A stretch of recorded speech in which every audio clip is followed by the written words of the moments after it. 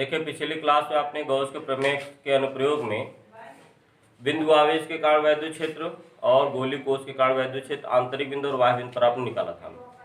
अब आज की क्लास में हम लोग पढ़ेंगे कि अनंत लंबाई के तार के कारण वैद्युत क्षेत्र आपको कितना होगा। तो अगली हेडिंग आपको रहेगी अनंत लंबाई के आवेशित तार के समीप वैद्युत क्षेत्र।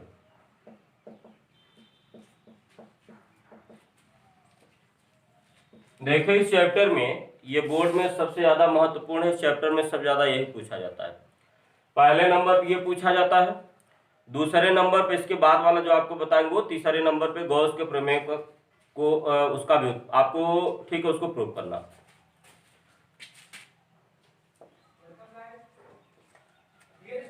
देखिए आपको अनंत लंबाई का ये कोई तार है, ये अनंत लंबाई का कोई आवेशित तार है। इसमें हम आवेश को दो तरीके से दिखा सकते हैं। एक तो तार के अगल बगल में इस तरीके से हम आवेश को दिखा सकते हैं, एक तरीका आपको ये है, यानी आपको ये जो तार है, तार पे सब जगह आपको आवेश है। एक तो आपको जब सामने से देखेंगे और इसका प्रोजेक्शन फॉर्म यूज करेंगे तो ये बगल बगल वाले चार्ज को दिखा दिया, यानी ये वाला। और एक तरीका ये है कि सामने वाले चार्ज को आप दिखाइए। तो सामने वाले चार्ज को दिखाने का हम यहाँ पर तरीका आपको दिखा रहे हैं।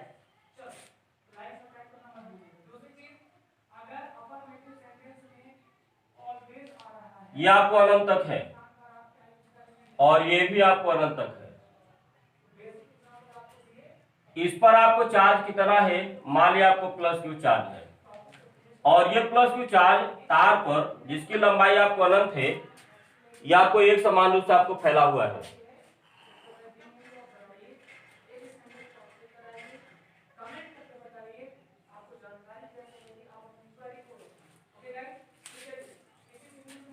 अब इसके बाद आपको क्या करना है, उस पॉइंट को दिखाइए जहां पर वैद्युत क्षेत्र का मान ज्ञात करना है। पहला काम क्या करेंगे, अनंत लंबाई के आवेशित तार को दिखाएंगे। पहला काम करेंगे आवेश को दिखाएंगे, क्योंकि आवेश क्या अनंत लंबाई के तार पर है। दूसरा काम क्या करेंगे, r त्रिज्या के दूसरा काम करेंगे कि तार से r दूरी पर बिंदु, किसी बिंदु पर वैद्युत क्षेत्र का मान ज्ञात करना है। तो पहला काम आवेश को दिखा, दूसरा उस बिंदु को दिखा जहां पे वैद्युत क्षेत्र का मान ज्ञात करना है। तीसरा काम क्या करेंगे, गाउसियन पृष्ठ खींचेंगे। और गाउसियन पृष्ठ चूंकि आपको तार क्या होता है, ये बेलनाकार आकृति होती है, और बेलन का गाउसियन पृष्ठ क्या होता है, बेलन होता है। तो यहाँ अगला काम हम लोग क्या करेंगे, r त्रिज्या, ये r त्रिज्या का क्या करेंगे हम लोग, यहाँ पर बेलनाकार गाउसियन पृष्ठ खींचेंगे जिसकी लंबाई कितना है, l है। लेकिन हम इसको डायग्राम पहले क्या करेंगे, पहले हम बेलन ही बना लेंगे, या आप डॉटेड लाइन से भी बना सकते हैं, गाढ़े लाइन से भी आप बना सकते हैं।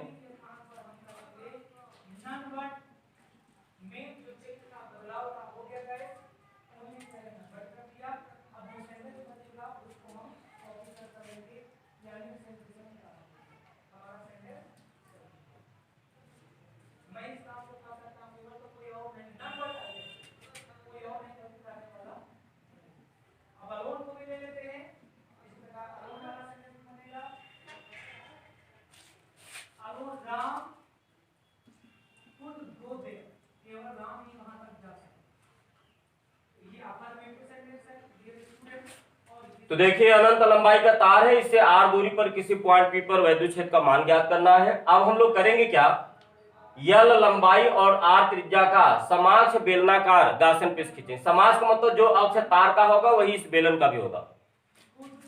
तो आपको ये समाक्ष बेलनाकार पृष्ठ हो गया। अब ये देखिए बिंदु P, यहाँ चूंकि दो प्रकार का पृष्ठ है, एक पृष्ठ आपको कैसा है, वृत्ताकार है, ये दो वृत्ताकार पृष्ठ है, और एक क्या है, बेलनाकार पृष्ठ है। तो तीन प्रकार के पृष्ठ हैं, तो हम तीन जगह पर हम डीए दिखाएंगे। तो एक डीए तो हम यहाँ पर बिंदु P के चारों ओर दिखाएंगे। तो बिंदु P के चारों ओर, तो आपको ये क्या हो गया, बिंदु P हो गया। यहाँ पर जो बिंदु दिखाई है बिंदु P, यही पर वैद्युत क्षेत्र का मान ज्ञात करना है। एक डीए हम लोग कहां पर दिखाएंगे, एक डीए दिखाएगा आपको इस वृत्ताकार भाग पर, और एक डीए हम लोग कहां पर दिखाएंगे, इस वाले वृत्ताकार भाग पर। देखिए ये जो तार है, तार के काट जो वैद्युत क्षेत्र होता है वो आपको तार के लंबवत बाहर की तरफ होगा। तो बताइए इस तार के काट यहां वैद्युत क्षेत्र निकालेंगे तो तार से तार के लंबवत वैद्युत क्षेत्र की दिशा क्या होगी, बाहर की तरफ होगी। ये वैद्युत क्षेत्र की दिशा आपको क्या होगी, तार के लंबवत बाहर की तरफ, और इस डीए की डायरेक्शन क्या हो जाएगी, तार के लंबवत बाहर की तरफ। तो जो बेलनाकार भाग है, तो बेलनाकार भाग जैसे आपको ये बेलनाकार भाग है, यहां पर आपको जो एरिया वेक्टर की डायरेक्शन होगी वो त्रिज्य दिशा में बाहर की ओर, और वैद्युत क्षेत्र की भी जो डायरेक्शन होगी त्रिज्य दिशा में बाहर की ओर। तो आपको इस पॉइंट पी पर यहां पर जो डीए है, तो डीए की डायरेक्शन क्या होगी, त्रिज्य दिशा में बाहर की ओर, और यहां पर वैद्युत क्षेत्र की भी दिशा क्या होगी, त्रिज्य दिशा में बाहर की ओर, क्योंकि आवेश से आपको ये क्या है, धन है। अगला यहां पर देखिए वैद्युत क्षेत्र की दिशा यहां पर क्या होगी, तार के लंबवत, तार के लंबवत बाहर की ओर वैद्युत क्षेत्र होगा। यहां भी आपको वैद्युत क्षेत्र क्या होगा, तार के लंबवत बाहर की ओर। तो यहाँ ये जो आपको डी आपने लिया है, यहाँ पर वैद्युत क्षेत्र की दिशा आपको हर एक पॉइंट पर कहीं भी आप वैद्युत क्षेत्र लेंगे तो वैद्युत क्षेत्र की दिशा आपको क्या हो जाएगी, तार के लंबवत बाहर की ओर। यहाँ डीए की डायरेक्शन क्या हो जाएगी, सतह के लंबवत बाहर की ओर, और यहाँ डीए की डायरेक्शन क्या हो जाएगी, सतह के लंबवत बाहर की ओर। देखिए आपको बता दें, ये आपको जो सरफेस है, ये वाला सरफेस, यहाँ पर देखिए इसके तल के लंबवत बाहर की दिशा इधर है, और यहाँ पर जो तल के लंबवत बाहर की दिशा इधर है, और यहाँ पर तल के लंबवत बाहर की दिशा इधर है। इसलिए बेलनाकार भाग पर आपको इधर की ओर डीए की डायरेक्शन मिलेगी, और यहाँ ये जो वृत्ताकार भाग है तल के लंबवत बाहर की ओर, और यहाँ तल के लंबवत बाहर की ओर। तो आपको ये जो वृत्ति भाग है, तो वृत्ति भाग के लिए ई और डीए दोनों, देखिए ये क्षैतिज दिशा में और ये लंब दिशा में है, ये क्षैतिज दिशा में और ये लंब दिशा में। तो वृत्ताकार भाग के लिए ई वेक्टर और डीए वेक्टर परस्पर लंबवत है, ठीक है। और यहां पर ये जो बेलनाकार भाग है, बेलनाकार भाग के लिए ई और डीए परस्पर क्या है, समदिश है। तो इसमें सबसे पहले हम लोग भाषा लिखेंगे, माना अनंत लंबाई का कोई धनावेशित तार है जिसका रेखीय आवेश घनत्व लैम्डा कूलाम प्रति मीटर है, जिससे स्मॉल आर दूरी पर स्थित बिंदु P पर वैद्युत क्षेत्र की तीव्रता ज्ञात करनी है। वैद्युत क्षेत्र की तीव्रता ज्ञात करनी है। अब इसके बाद हम लोग क्या करेंगे, अब तार को देखिए ये लंबाई कितनी है, स्मॉल एल है, बेलनाकार गासेल पृष्ठ की लंबाई स्मॉल एल है और त्रिज्या कितनी, स्मॉल आर। अब तार को अक्ष मानकर, देखिए आपको ये गासेल पृष्ठ जो होता है ये काल्पनिक पृष्ठ होता है, इसलिए हमने यहाँ पे डाटे लाइन से दिखा, आप गाढ़े लाइन से भी दिखा सकते हैं। अब तार को अक्ष मानकर स्मॉल आर त्रिज्या व यल लंबाई का समाक्ष बेलनाकार गासियन पृष्ठ खींचते हैं।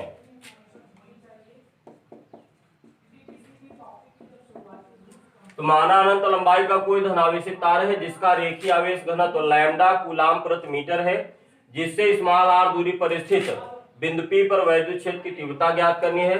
अब तार को अक्ष मानकर स्मॉल आर त्रिज्या व यल लंबाई का समाक्ष बेलनाकार गासन पृष्ठ, ये देखिए लैम्डा रेखीय आवेश घनत्व, हम लैम्डा एकांक लंबाई पर उपस्थित आवेश को देखिए, चूंकि तार क्या है, अनंत लंबाई का है, यहाँ पर हम यहाँ पर आवेश को एकांक लंबाई के पदों में दिखाएंगे, और एकांक लंबाई पर उपस्थित आवेश को हम किससे डिनोट करते हैं, लैम्डा से।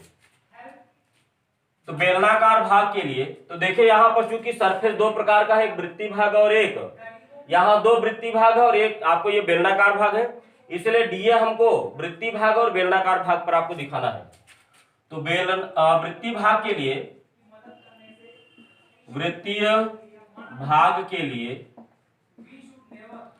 ई वेक्टर व डीए वेक्टर परस्पर लंबवत तथा बेलनाकार भाग के लिए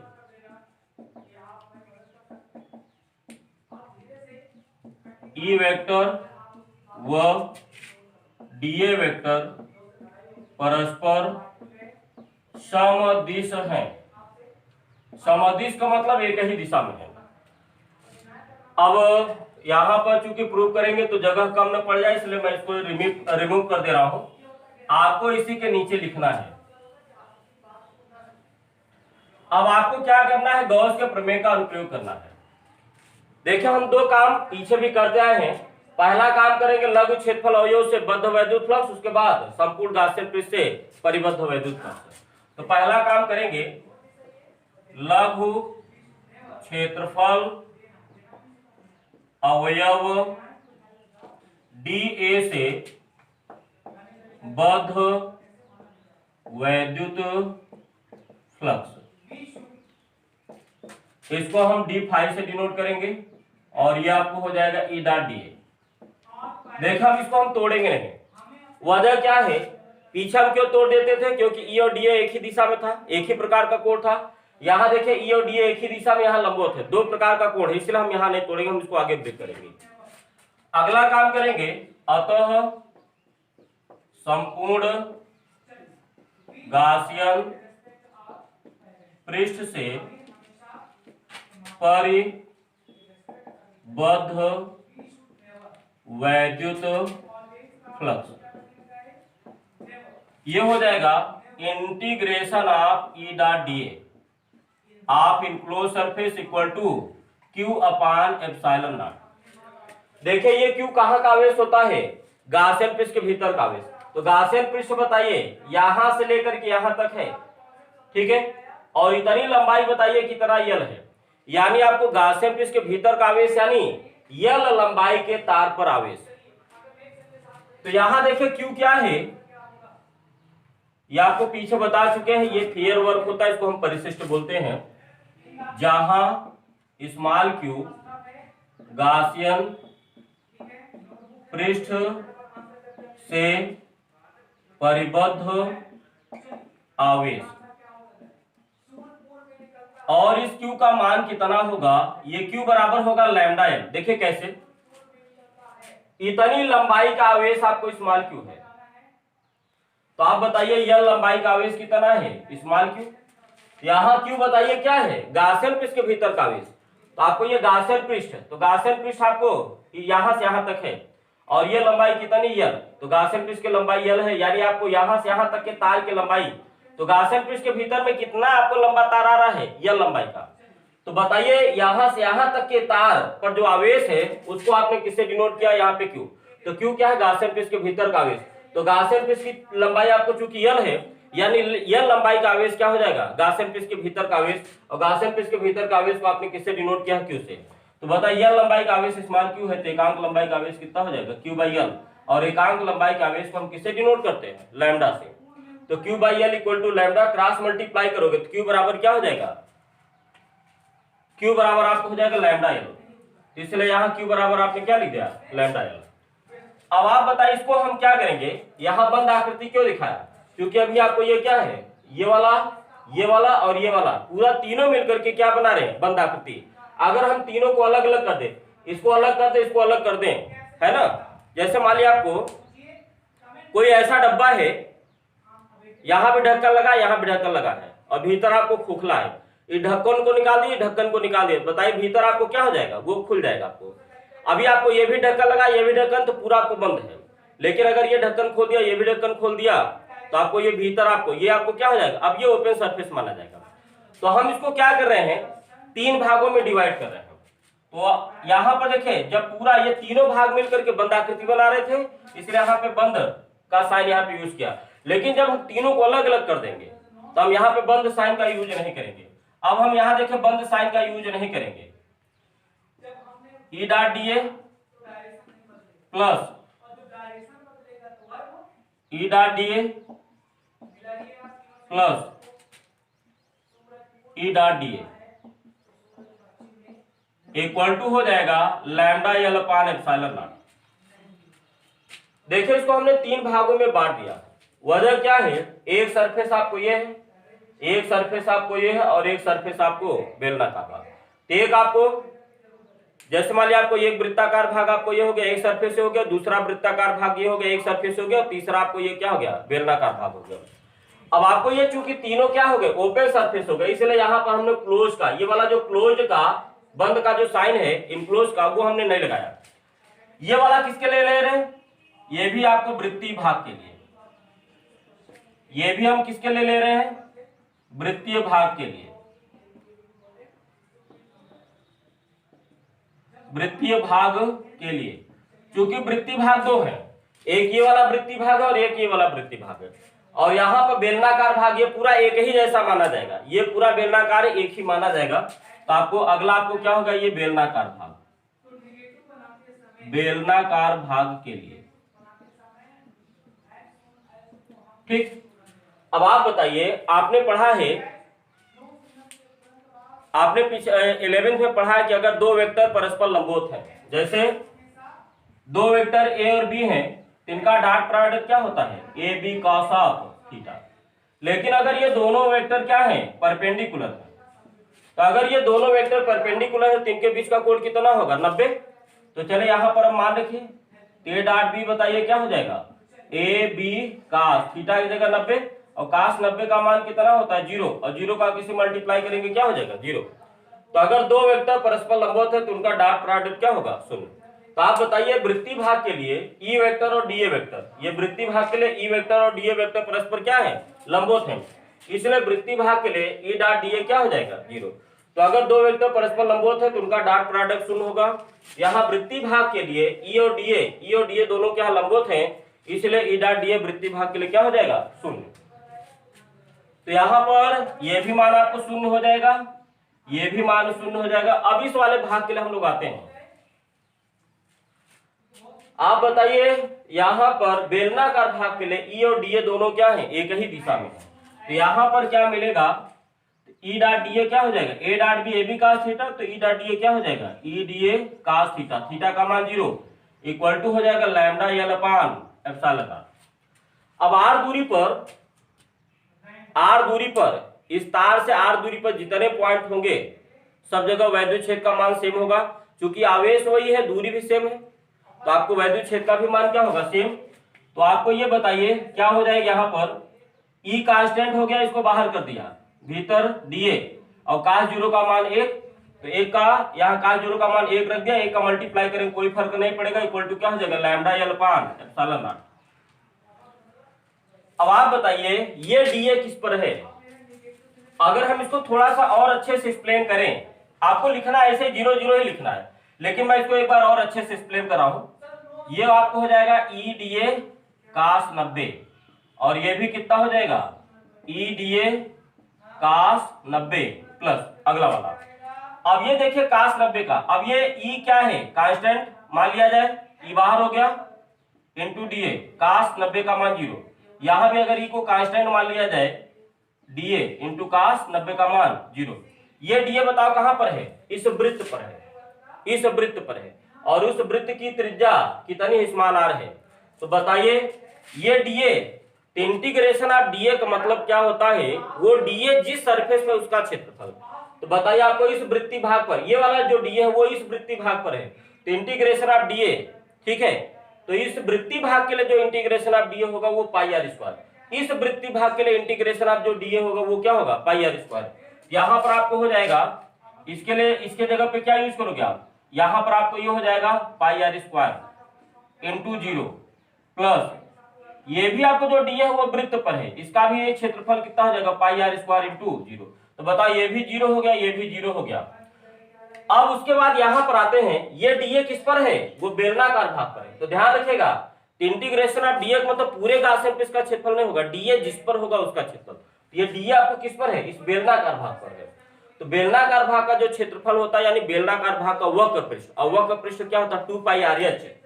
तो आपको यहाँ पर क्या लिखेंगे, ई इंटू डी के जगह लिखेंगे 2 पाई आर एच, और एच के जगह पर यहाँ पर है कितना, एच क्या होता है बेलन की ऊंचाई, और ऊंचाई यहाँ पर कितना है यल, इक्वल टू हो जाएगा lambda L upon epsilon not. यहाँ हम ये सब नहीं दिखाएंगे, डायरेक्ट हम लोग क्या लिखेंगे, जीरो लिखेंगे। तो देखा आपको ये भी जीरो हो गया, ये भी जीरो हो गया, और जीरो प्लस जीरो, तो इसमें से अगर जीरो जोड़ेंगे कोई फर्क नहीं पड़ेगा। एक बार फिर से देखिए, ये दोनों भाग आपको वृत्ति भाग है, वृत्ति भाग के लिए ई और डी क्या है, परस्पर लंबवत है, तो वृत्ति भाग के लिए आपको वैद्युत फ्लक्स से क्या होगा, जीरो होगा। ये बेलनाकार भाग है, बेलनाकार भाग के लिए ई और डी दोनों क्या है, एक ही दिशा में है, तो इससे बद्ध फ्लक्स आपको शून्य नहीं होगा। यहाँ पर ए डॉट बी होता है ए बी कास थीटा, तो ई डॉट डी क्या हो जाएगा, ई डी कास थीटा। चूंकि दोनों एक ही दिशा में, इनके बीच का कोण जीरो होगा, तो यहाँ जीरो लिख दिया। आर दूरी पर, इस तार से आर दूरी पर जितने पॉइंट होंगे, ठीक है, सभी जगहों पे वैद्युत क्षेत्र का मान सेम होगा, तो कांस्टेंट हो गया, इंटीग्रेशन में कांस्टेंट बाहर हो जाता है। अब डी का जीरो का मान एक का मल्टीप्लाई करें कोई फर्क नहीं पड़ेगा, बाकी आपने वैसे लिख दिया। ये डी किस पर है, ये बेलनाकार भाग पर है, तो ध्यान रखिएगा डी जिस पर रहेगा उसका क्षेत्रफल लिया जाएगा, ना कि आपको इस वृत्ति भाग का, ना इस वृत्ति भाग का। तो इस वृत्ति भाग के लिए आपको वैद्युत फ्लक्स शून्य हो चुका है, इसलिए हम ये वाला क्षेत्रफल, ये वाला क्षेत्रफल नहीं लेंगे, केवल आपको ये बेलनाकार भाग का क्षेत्रफल लेंगे। और ये बेलन को अगर हम अगर बेलन को हम क्या करें, जैसे अगर हम इसी को ऐसे चीरा लगा दें, तो बेलन को अगर ये जो चीरा लगा देंगे, ये वाला जो आपको बेलन का आपको ये वाला जो भाग है, अगर हम इसी को क्या कर दें, इस तरीके से चीरा लगा दें, तो अगर चीरा लगाएंगे तो बताइए आपको ये बन जाएगा आयत बन जाएगा। और ये वाला इसका क्या हो जाएगा, ये तो लंबाई आपको यल है, तो आपको ये यल हो जाएगा। जब इसको चीरा लगा के फैलाएंगे तो बताइए आपको ये पूरी लंबाई कितनी है, 2 पाई आर होती, वृत्त की परिधि, ये पूरी लंबाई 2 पाई आर होती। तो जब इसको चीरा लगा देंगे तो बताइए आपको ये लंबाई कितनी हो जाएगी, 2 पाई आर। तो बताइए आपको ये बेलन का वक्र पृष्ठ तो कितना हो जाएगा, तो इससे जो आपको आयत बनेगा, जितना क्षेत्रफल ये होगा उतना इसका वक्र पृष्ठ हो जाएगा। तो इसका वक्र, तो आयत का क्षेत्रफल क्या होता है, लंबाई गुणी चौड़ाई, यानी आपको हो जाएगा 2 पाई आर एल। तो वही चीज आपको यहाँ पे लिखा गया बेलन का वक्र पृष्ठ।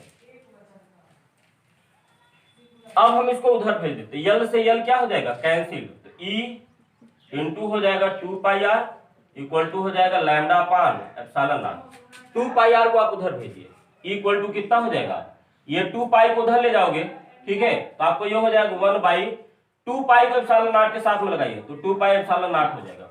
ये 2 पाई को एप्सिलॉन नॉट के साथ में लगाया तो आपको 2 पाई एप्सिलॉन नॉट हो गया, और आर को लैम्डा के साथ में लगाएंगे तो क्या हो जाएगा लैम्डा अपान आर।